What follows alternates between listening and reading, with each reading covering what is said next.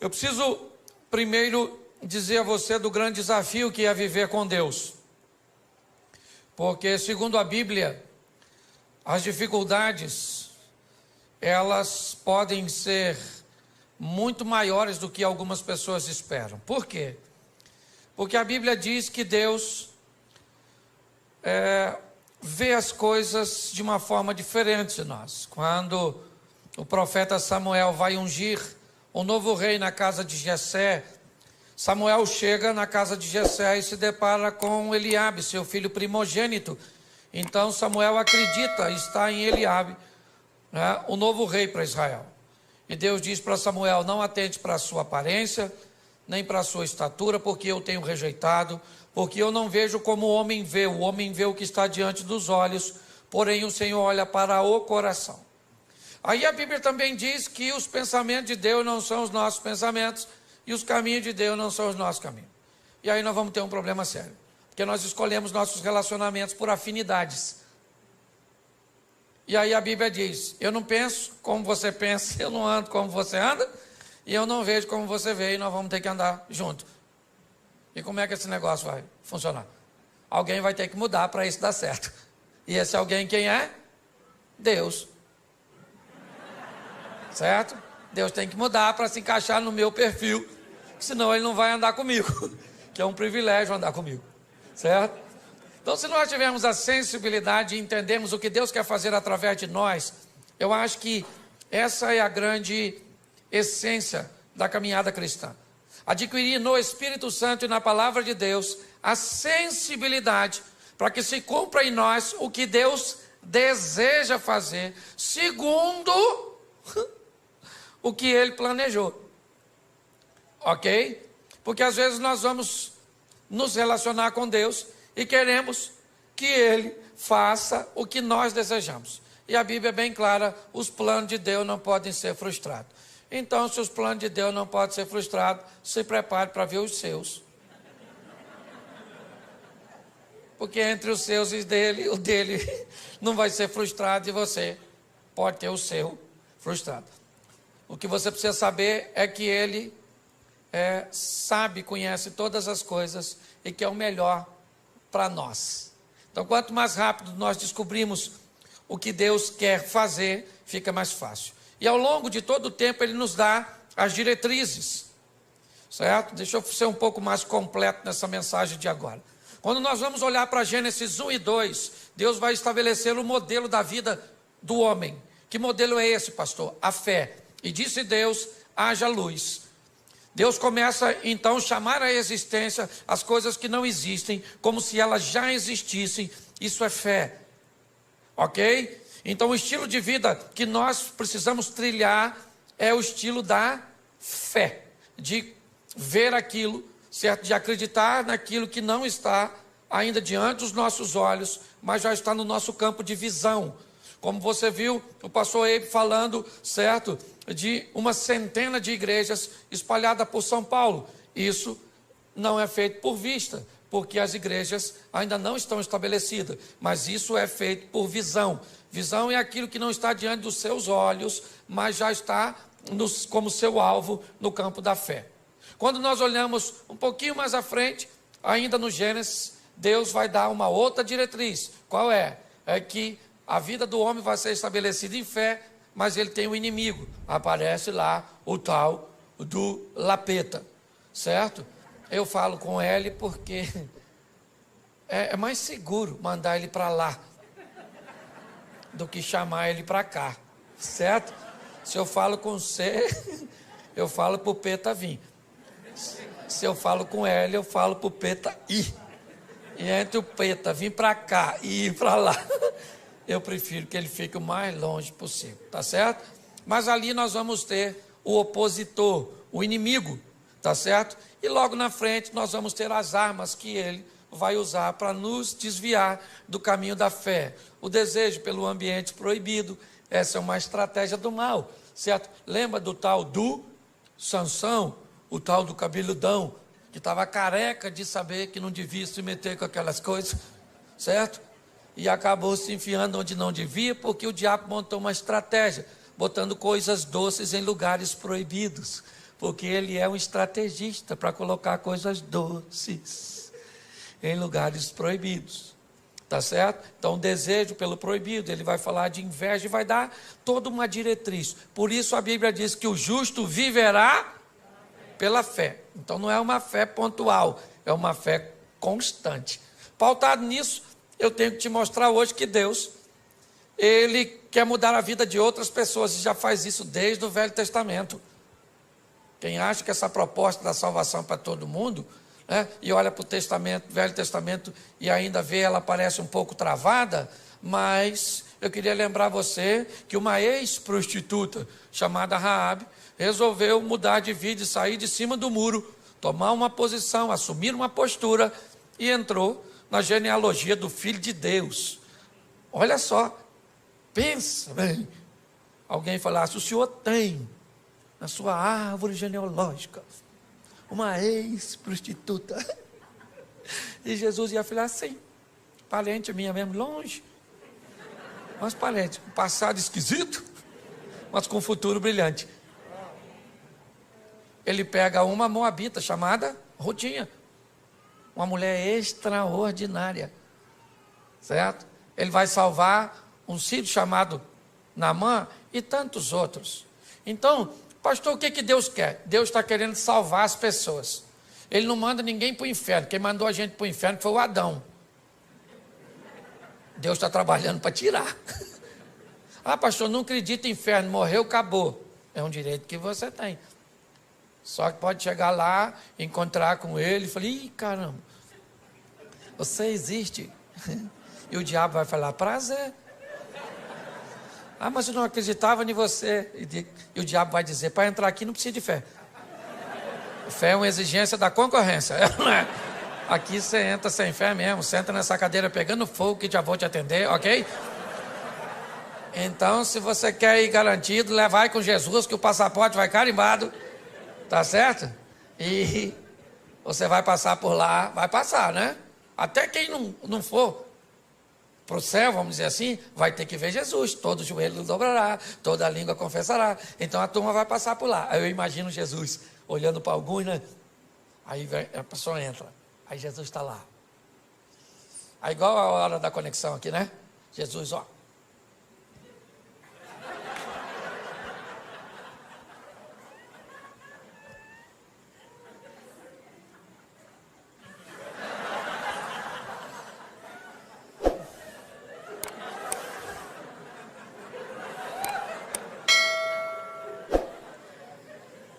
Você está rindo, mas é sério. E muito mais do que salvar você, é isso que eu quero mostrar. Jesus quer usar você para salvar outras pessoas. Amém? O evangelho que para em você, ele é pobre. Essa é a grande verdade. E o que Jesus quer fazer? Pegar essa rede de relacionamento sua e usar você para salvar essa turma. É assim que funciona. Ok? Ah, pastor, eu não me acho capaz, isso não é problema para ele. Ah, pastor, eu sou tímido, isso não é problema para ele. O que você precisa entender é que esse negócio não tem a ver só com você. Tem a ver com a sua família, tem a ver com seus amigos, tem a ver com seus funcionários, tem a ver com a sua rede de relacionamento, com aquelas pessoas que você influencia. E é isso que eu quero mostrar a você. Esse poder que Deus te deu, te conferiu, para exercer um nível de influência sobre o seu network, aí sua rede de relacionamento. Então, preciso que você abra a sua Bíblia no Evangelho de Marcos, no capítulo 4, no verso de número 35, Marcos 4, 35, que nos diz assim. Já achou? Diga amém.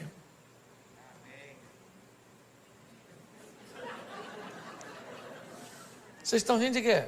É só para achar. Diga amém quem já achou. Amém. Isso. Quem não achou é só ficar quietinho. Que já ajuda pra caramba. Verso 35. E naquele dia, sendo já tarde, disse-lhes: passemos para outra margem, ou para outra banda. E os discípulos, deixando a multidão, levaram consigo assim como estava no barco, mas havia também com ele outros barquinhos.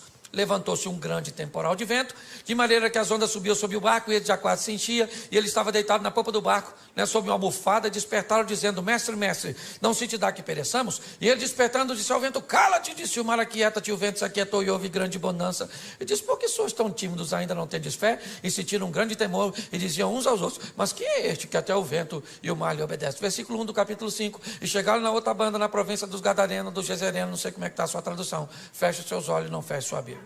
Senhor nosso Deus e Pai, continua falando conosco, e usa-me, ó Deus, como um canal de bênção, em nome de Jesus. Amém. Glória a Deus. Amém? Amém.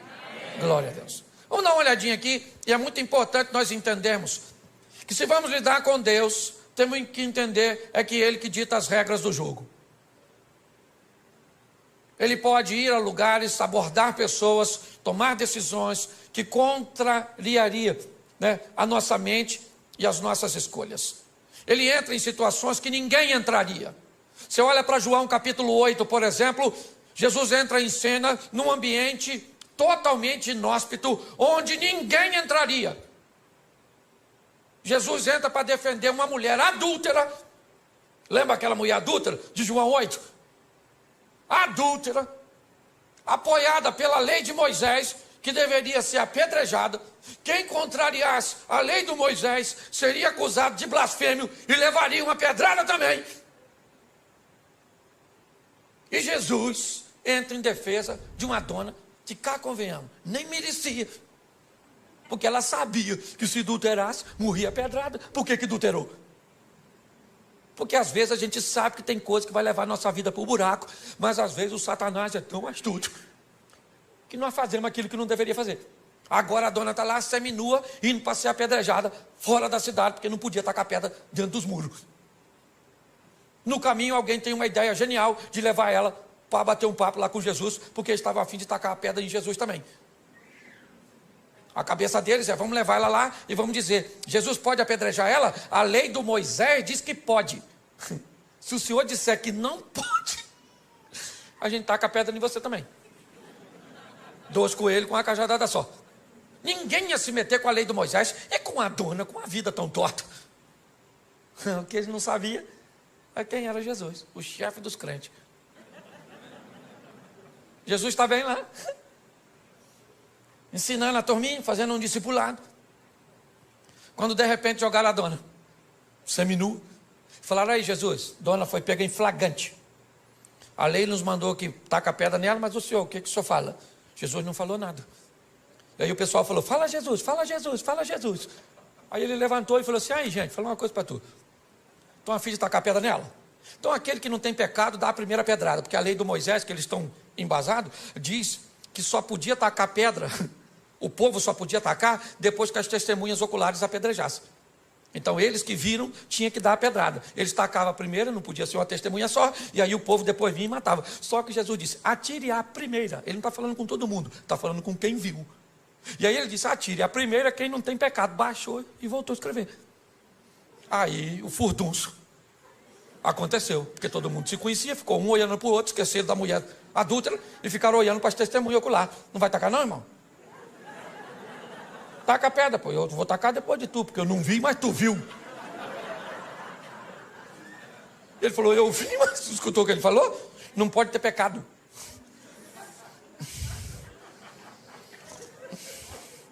Nem sei o que eu vim com essa pedra aqui, nem sei. De repente, taca, não taca? Quem é que taca? Será que taca, não taca, taca, não taca? Alguém deve ter perguntado: quem teve a ideia de trazer essa mulher aqui? Vamos dar uma pedrada nele, porque eu ia tacar a pedra na dona e agora a pedra virou inútil. Todo mundo jogou a pedra fora, todo mundo. Olha só, Jesus entra para defender uma mulher que ninguém defenderia. Sabe o que a Bíblia está dizendo? Que ele é capaz de defender você de você mesmo. Você está entendendo? Que o seu erro não é uma fatalidade. Ele tem poder para recuperar você, para recuperar a sua história, para recuperar a sua reputação, para te colocar novamente no jogo da vida, para que você suba no palco e vá protagonizar suas próprias histórias. Não vai ganhar o Oscar principal, mas dá um de coadjuvante, já está bom demais. Todo mundo jogou a pedrinha fora, todo mundo. Ficou só Jesus e a mulher, até os discípulos. Jesus levantou, só estava ele e a mulher. Ele falou: ué, dona, onde estão os teus acusadores? Ninguém te condenou? Ela falou: ninguém, Jesus. Porque todo mundo tem pecado, Jesus, todo mundo tem. Jesus deve ter falado o quê? Todo mundo não. Todo mundo não, que tem alguém aqui que tem moral para apedrejar você. Moral para te apedrejar eu tenho. Eu só quero te dar mais uma chance. É isso aí. Glória a Deus. Então Deus está querendo usar você para mudar a história das pessoas que estão ao seu redor. O texto que lemos diz que já era tarde quando Jesus disse que quer ir para o lado leste do mar da Galileia. As 10 cidades pagãs estão lá. O discípulo não costumava frequentar aquele lugar, porque era crente, e crente tem uma dificuldade para lidar com o pecador. Se não seguir o modelo, se não tiver na caixinha, certo? Esse dia, minha esposa falou assim: Cláudio, a igreja está meio bagunçada. Eu falei: está bagunçada? Por quê, querido? Você viu uma menina com cabelo azul, vermelho? Eu falei: ué, filho, seu cabelo é louro? Ela falou: claro que não. Eu falei: então, você não pintou de louro, amarelo? Então de amarelo pode pintar, de azul. Aí ela ficou quieta, né? Jogou a pedra fora. Se não cumprir o protocolo, os crentes costumam se atrapalhar. Os discípulos não estão entendendo o que Jesus quer fazer no meio de pecador. O que ele quer fazer do outro lado? Já era tarde, já estava escurecendo, o discípulo já estava cansado. Marcos utiliza um advérbio de tempo, e sendo já tarde, Jesus falou: eu quero ir do outro lado. Fazer o quê? Quero ir. Mas o que é? Tem um pequeno grupo? Tem nada, eu estou a fim de dar um pulinho lá do outro lado. Vamos embora. Botou a turma dentro do barco e foi. Ele e os discípulos, que não estavam entendendo nada, porque às vezes é assim. Você tem que entender que com Jesus, ou você obedece, ou você se lasca. Você quer ver? Tem 2 soldados.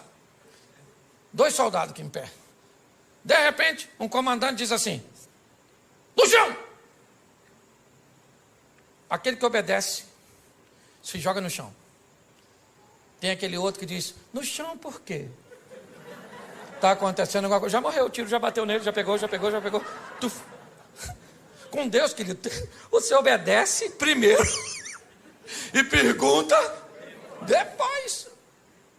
É assim que funciona. Botou todo mundo e falou assim: vamos para o outro lado, passemos para a outra margem. E ele foi dormir. Por quê? Porque ele já falou, o papel dele ele já fez. Gente, passemos. Vou deitar aqui, vocês passam e passemos, porque eu estou junto. Já falei, passemos, vocês trabalham e levam o barco e vão para o outro lado. E quem é que vem? Tempestade. Deixa eu falar uma coisa para tu que é crente. Pensa num troço com fartura na vida do crente. Tempestade. Pensa. Mal sai uma, já entra outra. Já vem assim em sequência. Pastor, que luta. Sabe, esse dia uma irmã dessas irmãs muito pentecostal assim mesmo, olhou para mim com aqueles olhos de raio-x. E falei: nossa, o que vem aí? Aí lá vem ela na minha direção. Me olhou com aquele olhar que queria me botar medo. Falou: pastor Cláudio, o diabo está furioso com o senhor. Eu falei: irmã, bota medo de mim não. Está furioso com a senhora também, não vem de palhaçada não, na verdade.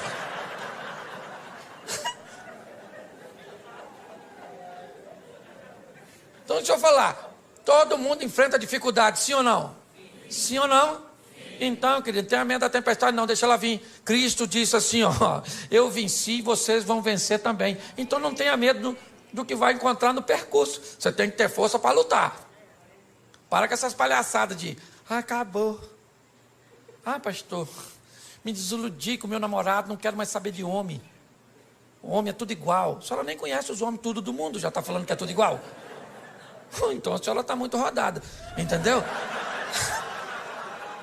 Mas não, o que é? Um trauma faz com que pessoas interrompam a sua caminhada.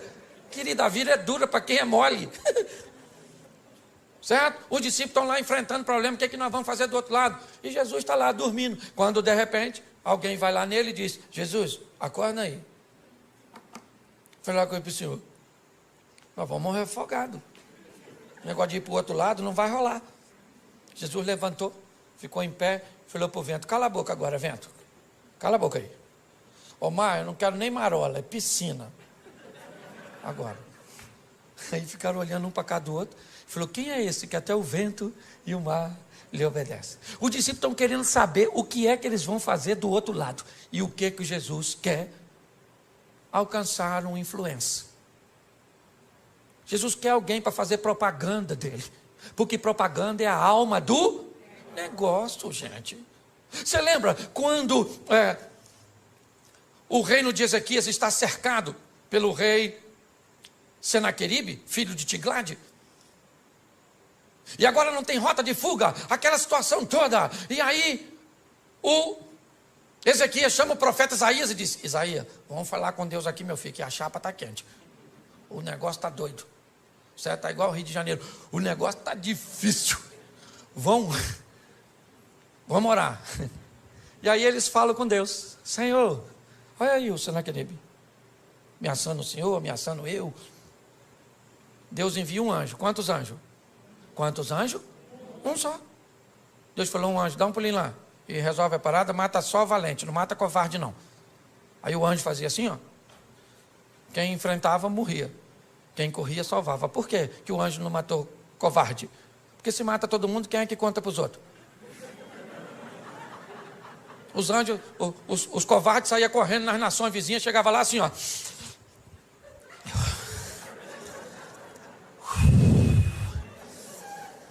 Aí Ezequias não tem dinheiro, não tem exército. Mas tem um anjo lá, meu filho, exterminador do futuro. Um anjo, rapaz, o anjo mata tudo, irmão. Mata tudo. E alguém deve ter falado: um anjo só? Ele disse: irmão, se tem dois eu não saio vivo. É ou não é verdade? E aí todas as nações vinham a Ezequias e diziam assim: Ezequias, falei para Senaqueribe não mexer contigo. Falei: Ezequias não é a casa, Ezequias é um homem direito. Certo? Olha só.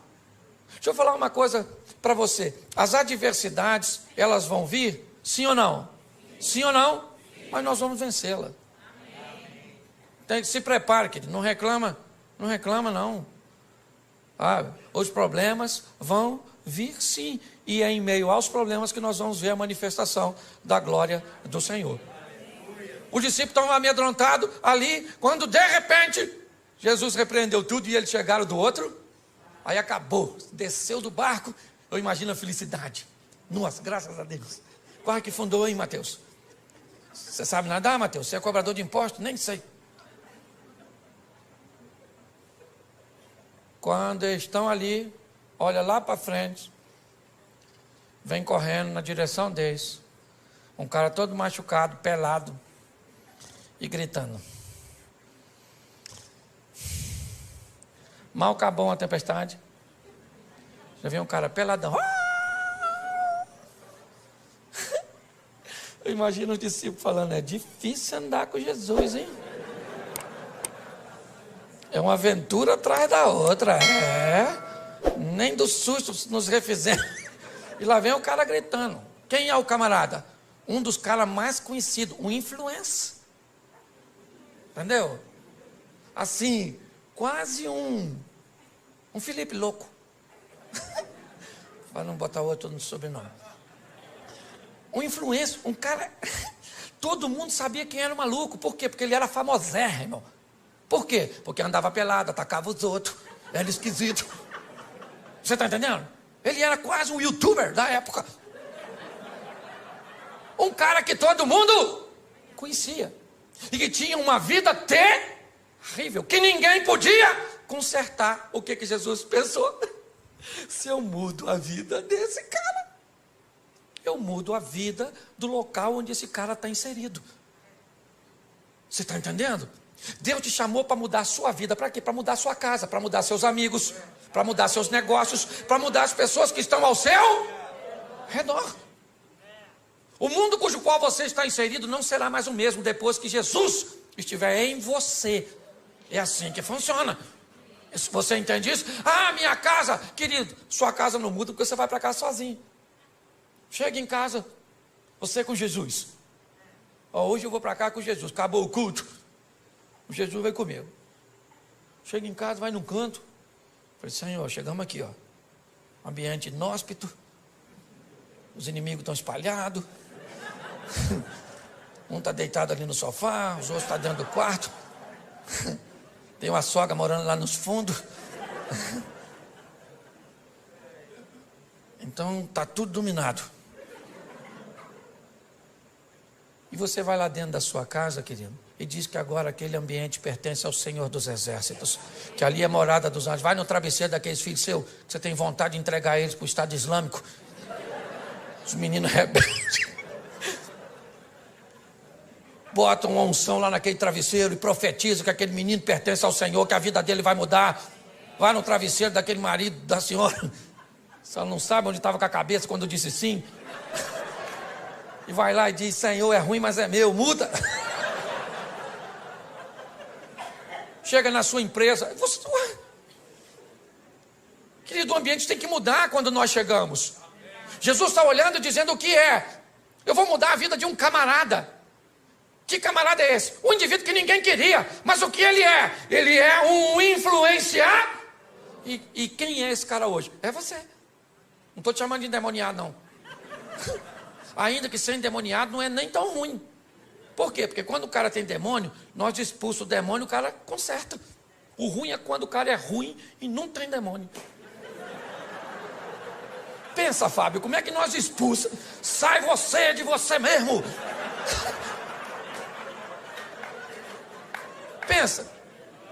O que fulano, o que ele está desse jeito? É demônio, então nós bota, sai demônio. Aí sai, o cara conserta, mas quando não tem demônio é o cara mesmo que é o... Você está rindo, mas é sério. O camarada está lá, todo mundo sabe quem ele é. E ele vem na direção de Jesus. O discípulo olhando e pensando, o que nós viemos fazer aqui? Nossa. Aí o cara chegou e falou, que tenho eu contigo, filho do Altíssimo, para você vir me perturbar. Jesus falou, como é que é seu nome, querido? Ele falou, meu nome é Legião, porque nós somos um montão. Jesus falou, não quero saber a quantidade, sai desse menino agora. Sai agora dele! Aí o demônio falou, a gente pode entrar nesses porquinhos que está assim? Tinha 2.000 porquinhos dando um rolezinho. Aí Jesus falou, nos porquinhos pode, é só sair dele. Aí os demônios saíram e entraram nos porquinhos e jogaram os porquinhos do precipício. Os porquinhos morreram tudo. Aí quem chegou na cena? Quem cuidava dos porquinhos. E falou, vocês viram uns porquinhos que estavam por aí aqui assim? Tinha uns porquinhos aqui agora. Alguém falou assim, ó.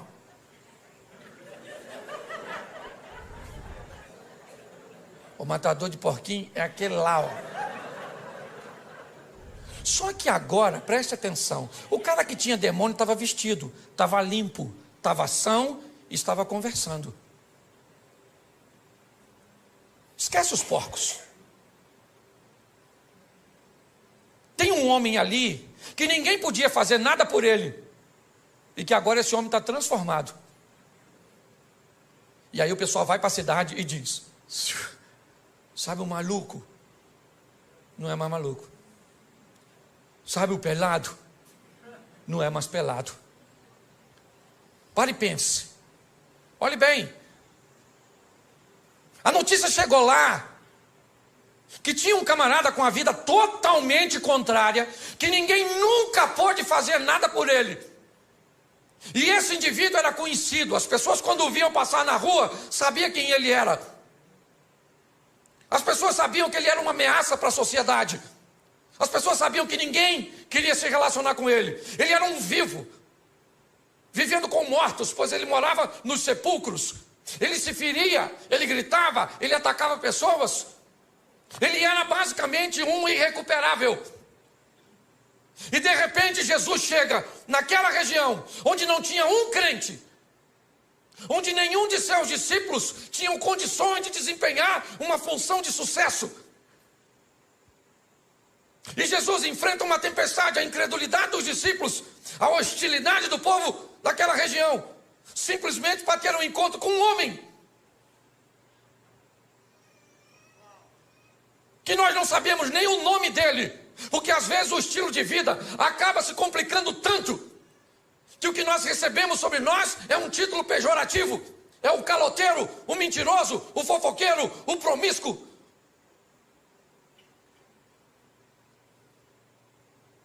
Quando olhamos para esse ambiente, não dá para entender o que Jesus está querendo com aquele homem, que ninguém daria nada por ele. Agora aquele homem está limpo, sentado conversando com Jesus. E Jesus então diz: eu vou embora daqui. Eles não me querem. Aliás, eles não querem nem a mim e nenhum dos meus discípulos. Eu sou rejeitado aqui. E Jesus então vai sair daquele ambiente. Quando ele vai sair, o homem diz assim: eu gostaria de ir com o Senhor, Jesus. E Jesus disse: não, comigo você não vai. Você vai ficar aqui. E você vai mostrar para toda essa nação 10 cidades pagãs, Decápolis. Você vai mostrar para este povo quão grandes coisas fez o Senhor por você e como Ele teve misericórdia de você. Eu estou indo embora, mas eu vou deixar você aqui. Quem é você? O ex-endemoniado? O ex-louco? Quem é? Como é que vão acreditar nesse camarada? Não é de hoje que nós sabemos que as pessoas não gostam de gente que consegue mudar. Não é de hoje que nós sabemos que pessoas têm muitos problemas com quem resolve viver uma vida direita. Por isso que muitas vezes você diz assim: pastor, eu não faço nada, pastor. Eu lá no trabalho, eu trabalho direitinho, eu chego no horário, eu faço tudo certinho, eu desempenho a minha função e eu estou sendo tão perseguido. O que está acontecendo comigo? O que está acontecendo com você? Todas as vezes que você faz o certo, você passa uma mensagem para quem está fazendo errado. Que é possível fazer certo, que é possível ser honesto, que é possível ser direito. Ser certo, inevitavelmente, vai incomodar as pessoas. Quando nós olhamos agora, Jesus disse para esse homem: você não vai comigo, você vai para a sua casa. Você vai para os seus. E você vai mostrar para eles, não é falar. Porque em casa nós não pregamos com Bíblia. Em casa nós pregamos com vida. As pessoas que estão ao nosso redor não querem saber o quanto nós conhecemos de Bíblia. Eles querem saber o quanto a Bíblia transformou a nossa vida. É assim que funciona. Esses dias eu estava aqui em São Paulo e eu ia ministrar uma palestra e um dos coaches mais renomados do Brasil foi me buscar. E aí no carro, ele e a esposa, ele me olhou e me disse assim: pastor Cláudio, se o senhor tivesse um conselho para me dar, qual o senhor me daria? Eu olhei para ele e para a esposa e disse: que essa sua mulher seja sempre a sua maior fã. Enquanto ela for a sua maior fã, você é um homem bem sucedido. Mas quando ela não acreditar mais em você, você vai se tornar uma fraude. Porque a nossa família é a nossa primeira congregação. É a nossa casa. Eles têm até, porque preste atenção, se ele mudou de vida, todo mundo sabe que ele é um ex. E esse é o problema. Quando você é alguém que viveu uma vida ruim lá atrás e agora tem uma nova conduta, sabe o que as pessoas falam? Fica de olho nele. Fica de olho. Já, já. Pau que nasce torto, nunca se endireita. Mas se você sempre foi gente boa e um dia falhou, sabe o que as pessoas falam? Nunca confiei.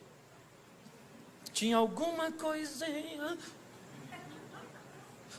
Credibilidade.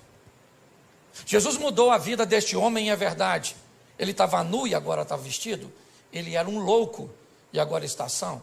Ele era um perigo à sociedade e agora está oferecendo perigo para as estruturas do inferno. Porque ele chega naquele local com o poder de Deus. Mas quem é que vai dar crédito para ele? Quando você vai começar uma nova vida, aprenda que um período vai ter que ser gasto com o descrédito de gente que não vai acreditar que você mudou, porque você tem passado, e nós não podemos mudar o passado de ninguém. Isso aqui não tem a ver com Chico Xavier. O que nós podemos é influenciar futuro. Amém? Quando o Eliseu manda a viúva pedir vasos emprestados, não interessa o que tinha no vaso. É vaso vazio. Se tinha cachaça, se tinha homossexualidade, se tinha violência, não interessa o que tinha. O que interessa é o que vai ter agora. Entendeu? Esvazia o vaso e deixa que eu enche, eu coloco unção, e agora ele vai ter uma nova finalidade, vai ser cheio de mim e não do mal que estava antes. Então Jesus olha para esse indivíduo e vai devolver a ele. Quem aqui jogou boleba de gude quando era? Aquelas bolinhas de gude? Nossa, legal. Você lembra quando você perdia tudo? O que você tinha que fazer? Sair da brincadeira, não era? Mas aí você tinha um amigo que te emprestava umas 3 bolinhas. E com essas 3, você voltava para o jogo. Jesus está dizendo para você hoje: você jogou seu crédito fora, sua credibilidade no seu casamento, para com seus pais, para com seus filhos, para com o comércio, para com a vida cristã, você jogou fora. Mas hoje eu vou devolver você ao jogo. Eu vou colocar crédito para que você possa ingressar novamente e mudar seu futuro. Você está conseguindo entender? Nós precisamos entender isso. E a maturidade. Esse homem, ele vai reconstruir a sua credibilidade. Imagine ele chegando em casa, depois que encontrou com Jesus, e o pessoal falando: olha ele aí, quem é? Nossa, confusão. E ele chega em casa, pensa: vestido, gente, tão bonitinho. Ele falando: bom dia, família. E o pessoal olha mesmo, grita de novo, arranca a roupa. Porque depois da credibilidade, o próximo passo, sabe qual é? A desconfiança. O pessoal fica olhando para a gente desconfiado, não fica? Mudou mesmo, mudou mesmo, mudou mesmo. Mudou nada. Quer tomar um negocinho, não? Hã? Hein? Mudou nada, mudou nada. Isso aí é fogo de palha. Já está na vida antiga. Pois é, querido. É um grande desafio ter que lidar com essas situações, com desconfiança. Desconfiança. É assim. Isso faz parte da nossa reintrodução nesse jogo. Deixar esse velho homem para trás e tudo aquilo que todo mundo tem passado. Todo mundo tem passado. Todo mundo tem passado. E louvada seja Deus por isso. Ninguém aqui tem direito de falar do outro. Tem? Fala. Ninguém aqui tem não, querido. É um grande desafio. Eu lembro, no começo, até fui falar com uma irmãzinha que foi falar comigo ali, como é que as pessoas desconfiavam no começo do meu ministério, por eu pregar desse jeito assim, extrovertido, fazendo os outros rir. Deu uma confusão no meio evangélico. Ah, esse pastor é um palhaço. Quem já escutou isso, levanta a mão, por gentileza. Aí, tá vendo como é que me fere até hoje? Você é um animador de auditório, um palhaço, não tem conteúdo. Escutei tudo isso. Sabe o que eles falavam? Já está envolvido no escândalo. Porque isso é um irreverente. Só porque eu sou bem-humorado. Isso sou mesmo, que dane-se. Tem gente que diz que veio para esse mundo para sofrer. Sofrer é verbo. Falei isso aqui já. E verbo só faz sentido se for conjugado. Então para com esse negócio de sofrer. Se conjugar o verbo, pelo menos não conjuga na primeira pessoa. Na segunda pode. Eu não sofro, mas tu sofre. Nós não sofremos, vós sofreis, eles sofrem. Aprenda uma coisa: se você não precisa da aprovação de algumas pessoas, por que vai se importar com a crítica delas? Você tem que saber quem você é. Estão querendo roubar a sua identidade, é isso? Causando caos na sua mente. Quando eu olho para esse texto, o que eu vejo? Eu vejo a desconfiança, sim, porque ela existe para todos nós que estamos reconstruindo a nossa credibilidade. E depois disso que vem a consistência. Quanto tempo isso dura? Eu já estou 29 anos no caminho do Senhor. Você nunca viu meu nome envolvido em escândalo. Eu tive um problema uma vez, que eu falei uma besteira, mas pedi desculpa. Também não sou perfeito. Certo? Mas eu não tenho. O pessoal ficava esperando o dia que eu fosse cair, mas nada. Meu pai casou 8 vezes, eu casei uma só. E vou com a minha mulher até o fim, em nome de Jesus. Ou na alça ou no caixão. De preferência, eu quero ir na alça, para ela não sofrer com o meu falecimento. Na verdade, eu gosto tanto dela que eu não quero assim ver ela chorar no meu sepultamento. Eu estou mais preparado para chorar no dela, entendeu? Se mostrar isso para ela depois, acabou o casamento. Não. Mas deixa eu te falar, o tempo foi passando, e aí sabe o que acontece? A reputação vai se consolidando. E aqueles que te perseguiam começam a te defender. Agora é um homem de Deus. Agora é uma mulher de Deus. É assim que funciona. Aqueles que te perseguiam às vezes no trabalho, agora chega perto de você e diz assim: como é que está aquela igreja lá que você frequenta mesmo? Como é que é o nome? Aí você fala. Aí ele diz assim: quando são as reuniões lá? Aí você diz, aí ele vem no cantinho assim e diz: leva o nome da minha família aqui. Escondidinho assim para ninguém ver. O que é isso? Isso é Deus consolidando e mostrando que aquilo que Ele fez na tua vida está mudando a vida das pessoas que estão ao seu redor. O Evangelho verdadeiro, ele não muda só a nossa vida, ele muda a vida da nossa casa. As pessoas têm que querer ver, porque aquilo que Ele faz em você instiga. E quanto maior a intimidade, mais coisa Ele pode fazer. Gente, se tem uma passagem bíblica que me confunde, eu falo para você, é o tal do Lázaro. Olha, quanto maior o relacionamento, pastor, mais coisa, mais difícil Deus pede dos crentes. Porque presta atenção, o Lázaro está doente, Jesus não vai. O Lázaro está morrendo, Jesus não vai. O Lázaro morre, Jesus não vai. 4 dias depois, Jesus chega lá, atrasadérrimo, em Betânia. Chegou dando um rolezinho, a Marta já veio: olha, se o senhor tivesse aqui, meu irmão, não teria morrido. Jesus falou: Martinha, vai lá e chama Maria para vir aqui, que eu estou querendo conversar com você. Aí Marta foi lá e falou: ó, para Maria, vamos lá que Jesus está te chamando. Aí veio a Maria com a mesma ladainha: ah, se o senhor tivesse aqui, meu irmão, não teria morrido. Jesus deve ter falado: querida, até para tu falar, tu é retardatária. Isso tua irmã já falou, fica quietinha. Maria, vamos lá dar uma olhada no Lázaro. Pô, gente, sabe o que Jesus falou para o ladrão da cruz? No dia que o ladrão morreu? Ainda hoje estarás comigo no paraíso. Se Lázaro com 4 dias de morto, está onde? No paraíso, maneirão lá, feliz da vida. De repente escuta uma voz: Lázaro.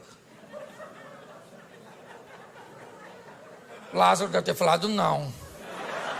Ele não vai me chamar de volta. Não, isso não é coisa que pede. Lázaro! Sabe o que Lázaro deve ter falado para o anjo? 4 dias, vim passar só o carnaval aqui, na verdade. Só um feriado aqui, já estou voltando. Quanto maior for sua intimidade com Deus, mais coisas estão. Você quer viver o incrível com Deus?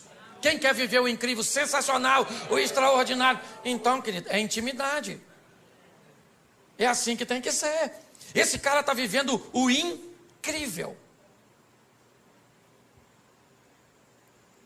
2 anos e meio depois, nós vamos sair de Marcos 5 e vamos para Marcos 7, versículo 50, por aí. Finalzinho do Marcos 7. Jesus, 2 anos e meio depois dessa primeira visita, ele volta a Decápolis, pelas terras de Tiro e de Sidom. E em Decápolis ele vai fazer a segunda multiplicação dos pães.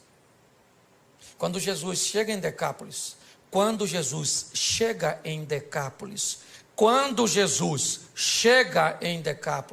tem 4.000 homens, sem falar mulheres e crianças, para ouvi-lo. Pergunto eu para você, quem Jesus deixou em Decápolis para falar sobre ele e para mostrar sobre ele?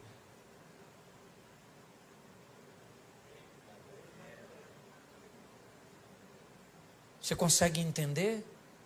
Quem era Gadareno? Gadareno era um camarada que poderia ser usado por Jesus para mudar as pessoas que estavam ao seu redor. Cada um de nós temos o nosso grupo de influência. Se ele é grande, se ele é pequeno, Isso não é o que está em questão. O que está em questão é que o ambiente que eu estou inserido, ele vai mudar. Por quê? Porque o Evangelho está em mim. E o Evangelho, ele traz mudança, ele traz transformação. É assim que funciona. Na vida eu preciso definir se eu sou termômetro ou se eu sou termostato. Um termômetro é um aparelho usado apenas para medir a temperatura do ambiente.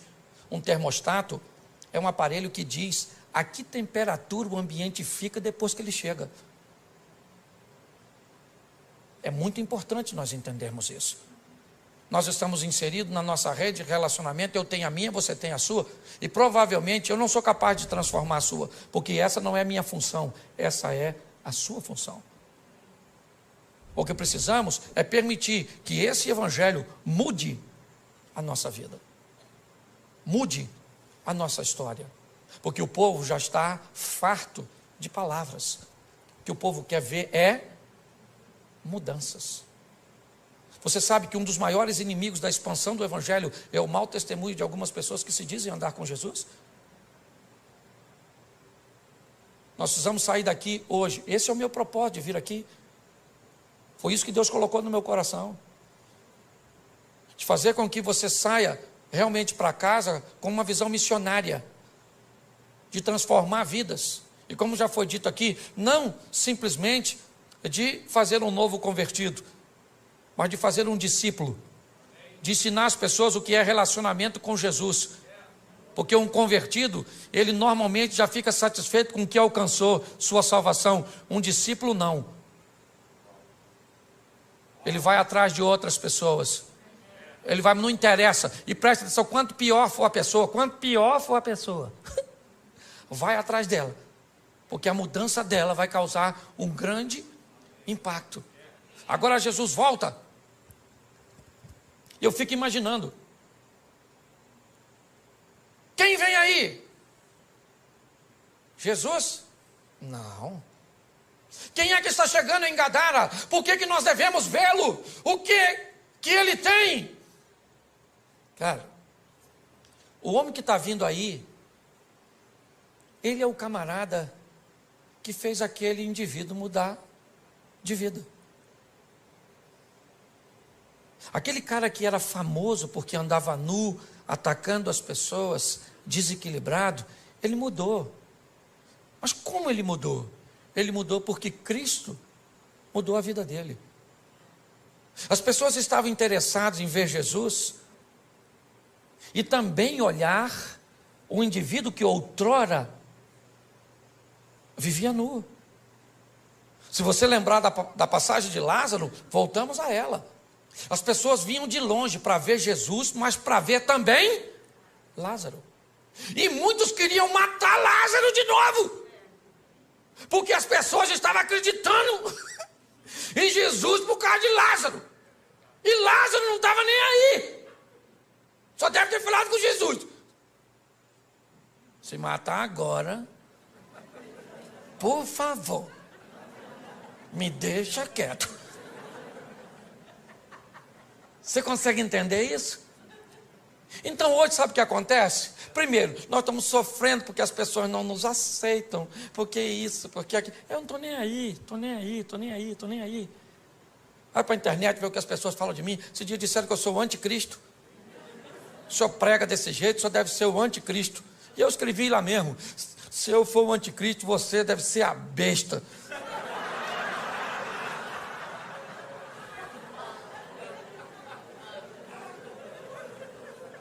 Você está rindo? Por quê? Porque o último estágio dessa história, sabe qual é? A inveja dos imutáveis. Quem não muda de vida, quem não vence. Aí tem que ficar dizendo. Aí olha para você que emagreceu 30 quilos. Nossa, emagreceu, hein? Mas acabou também. Tá velha, tá bagunçada. Porque tem gente que não gosta de ver as coisas acontecerem na sua vida. Aí você tem que decidir. Você está querendo viver para impressionar os outros? Ou você está querendo viver para agradar a Deus? Eu não estou nem aí. Se tem uma palavra que eu uso muito, me permita aqui, pastorzão. É o dane-se. Dane-se. Não. Por quê? Porque nós temos que aprender uma coisa preciosa. Nosso propósito é viver o que Deus tem para nós. Se as pessoas vão entender ou não.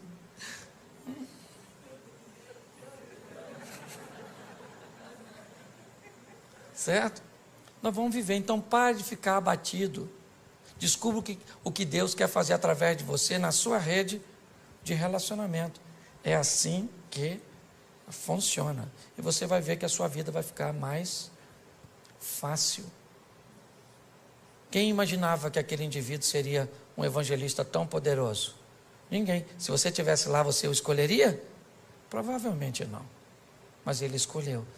E muito mais do que ter escolhido aquele homem, ele escolheu a mim e a você, acreditando que nós também podemos mudar o ambiente cujo qual nós estamos inseridos. Saia daqui hoje, leve Jesus para sua casa, para sua família. Leve mesmo, mas fala para o mundo espiritual. Chega dentro de casa e diz: Jesus está aqui.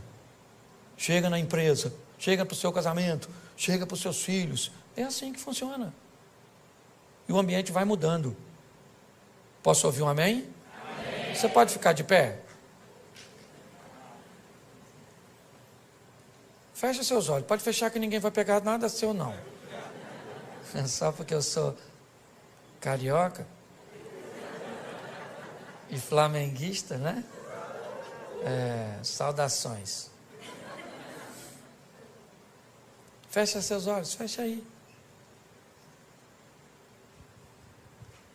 Isso. Feche seus olhos. Senhor nosso Deus, muito obrigado pela oportunidade que o Senhor nos tem dado de acreditar em nós, de olhar num ambiente onde muitas pessoas não dariam nada para o nosso futuro. As sentenças a respeito de nossa família, de nossa caminhada de fé, de nossos filhos, do nosso casamento, às vezes da nossa saúde, não é das melhores. Mas nós vivemos pela fé, servimos um Deus que é todo poderoso. Acreditamos que o Senhor nos escolheu porque nos ama. Não somos merecedores, mas te agradecemos por demais tal escolha.